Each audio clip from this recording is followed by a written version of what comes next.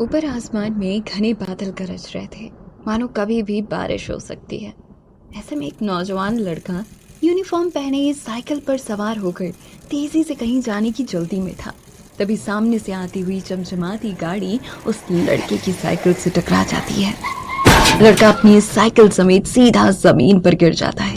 एक बड़ी सी गाड़ी की खिड़की के शीशे नीचे होते हैं और अंदर से एक अमीर सा दिखने वाला मोटा सेठ उस युवक की ओर गुस्से से देखते हुए कहता है, ओ मिस्टर, तुम्हारी हिम्मत कैसे हुई इतनी महंगी गाड़ी के आगे अपनी ये सस्ती सी साइकिल लाने की।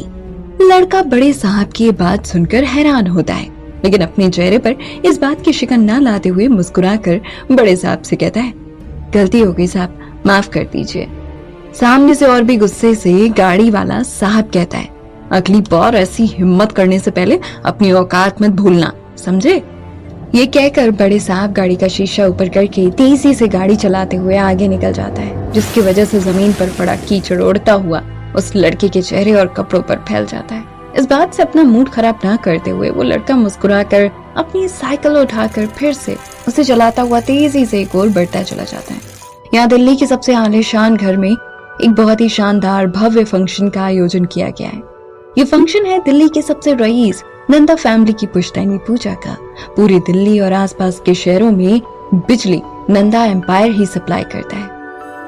और आज ही के दिन घर की सबसे बड़ी बुजुर्ग सावित्री नंदा एक अहम फैसला लेने वाली है, और वो फैसला है अपने उत्तराधिकारी चुनने का। और उसका चुनाव होने वाला है दो लोगों के बीच, सावित्री देवी की पोती रोशनी नंदा या उनके पोते आकाश नंदा के बीच। दिल्ली के हर न्यूज चैनल पर इसी बात की चर्चा चल रही है कि किसे चुनेंगी सावित्री देवी अपना उत्तराधिकारी। देश के हर कोने से हर नामचीन आदमी इस महापूजा का हिस्सा बनने आया है। सबकी उत्सुकता बढ़ती जा रही है। तभी महापूजा में शानदार तरीके से एंट्री होती है रोशनी नंदा और आकाश नंदा की। ये दोनों एक दूसरे को देखकर सीढ़ियां उतरकर आकर अपनी दादी माँ के पैर छूकर आशीर्वाद लेते हैं। दोनों को देखकर ही लगता है कि उनमें उत्तराधिकारी बनने की सारी खूबियां हैं। जैसे ही दादी माँ उन दोनों को आशीर्वाद देती हैं तो पूछती हैं, तो तुम दोनों तैयार हो मेरा आज का फैसला सुनने के लिए। तो झट से आकाश का जवाब आता है, मैं तो तैयार हूँ दादी माँ, लेकिन रोशनी दीदी को देखकर लगता है वो कुछ परेशान है। हो भी क्यों ना, आखिर अपने छोटे भाई के सामने हारना किस बहन को पसंद आएगा, है ना रोशनी। रोशनी आकाश की इस बात का जवाब देना नहीं चाहती, क्योंकि महफिल में मौजूद सारे लोग रोशनी के जवाब का इंतजार करते हैं। तो जवाब में रोशनी कहती है, बात हार या जीत की नहीं, दादी माँ की भरोसे की है। देखते हैं कौन खरा उतरता है दादी माँ के भरोसे पर।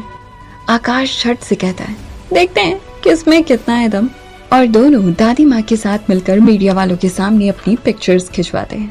महापूजा शुरू होती है, लेकिन रोशनी की नजरें बस दरवाजे पर टिकी हुई है, मानो वो किसी के आने का इंतजार कर रही हो। तभी एक भारी आवाज आती है, किसके इंतजार में है हमारी रोशनी, परेशान नजर आ रही है। रोशनी ने मुड़कर देखा तो पास ही एक शानदार दिखने वाली उसकी बुआ रेवती बुआ बैठी है। रोशनी हंसकर जवाब देती, उसी का जिसका इंतजार हर पार्टी या पूजा में करती हूँ बुआ। रेवती बुआ कहती है, आ जाएगा तेरा पति, फिक्र मत कर। इस बात को सुनकर पास बैठा आकाश कहता है, आ तो जाएगा, लेकिन क्या रोशनी का पति इस पूजा में आने के लायक है। रोशनी को अपने भाई आकाश की ये बात बिल्कुल अच्छी नहीं लगती, लेकिन वो सबके सामने तमाशा करके दादी माँ की पूजा में बाधा नहीं डालना चाहती। बहरहाल दादी की पूजा खत्म होती है और महफिल में मौजूद सारे लोग दादी माँ, रोशनी और आकाश को बधाइयां देते हैं। तोहफों की लाइनें लग जाती हैं। आज पूरा दिल्ली शहर इस बात के इंतजार में है कि नंदा एम्पायर की मालकिन सावित्री नंदा किसे चुनेंगी अपना उत्तराधिकारी। सारे लोग पूजा के बाद आयोजित पार्टी में एंजॉय करने में मगन है, लेकिन रोशनी की आंखें बस अपनी कलाई पर महंगी घड़ी और खुले दरवाजे की ओर ही हैं।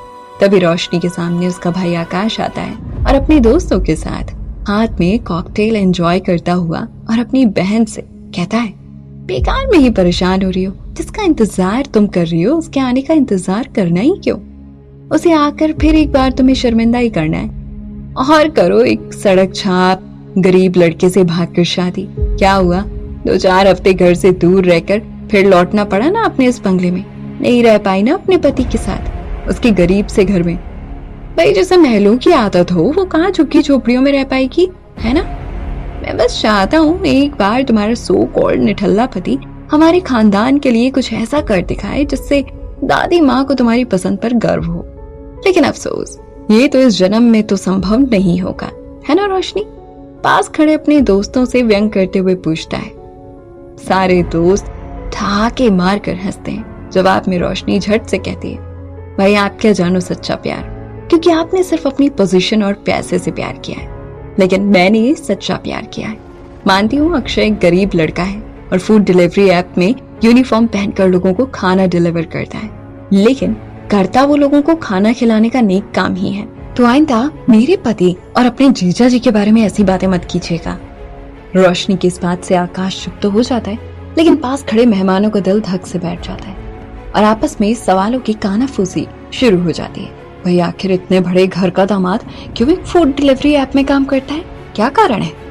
क्यों नहीं वो अपनी बीवी की कंपनी में कोई छोटी मोटी नौकरी करता है? इन सारी बातों से महफिल में कानाफूसी शुरू हो जाती है। रोशनी अपना ध्यान इन बातों पर ना देते हुए सिर्फ दरवाजे पर अपनी नजर टिकाए हुए दादी माँ का उत्तराधिकारी घोषित करने का समय आ जाता है और तभी शानदार तरीके से पूरे गाजे बाजे के साथ पार्टी में शामिल होता है रोशनी का पति अक्षय ओबरॉय। लेकिन ये क्या, अक्षय के आने का नहीं, लोगों को अक्षय के साथ पधारी हस्ती को अक्षय के साथ देखकर हैरानी हो रही है, क्योंकि अक्षय के साथ आज इस महफिल की शान बढ़ाने पधारी है हमारे देश की वुमेन एम्पावरमेंट मिनिस्टर आकृति ईरानी। पूरी पार्टी में सारे मीडिया वाले और मेहमान बस आकृति जी को घेर लेते हैं और उनके साथ तस्वीरें खिंचाने लगते हैं, लेकिन रोशनी की नजर अक्षय के कपड़ों पर पड़ती है जो कीचड़ में लदे हुए हैं।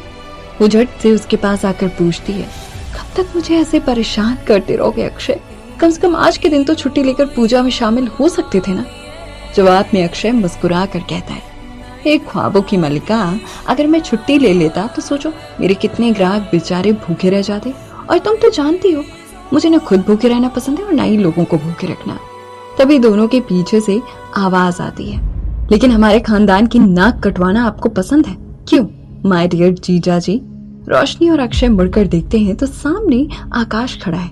आकाश फिर एक बार रोशनी को सुनाते हुए अक्षय से कहता है, आज अपनी बीवी के उत्तराधिकारी चुने जाने की रही सही कसर भी आपने खत्म कर दी जीजू। खैर कोई नहीं, अब आप दोनों मेरे उत्तराधिकारी चुने जाने की खुशी एंजॉय करना, लेकिन उससे पहले अपने ये गंदे कपड़े चेंज करके आइए।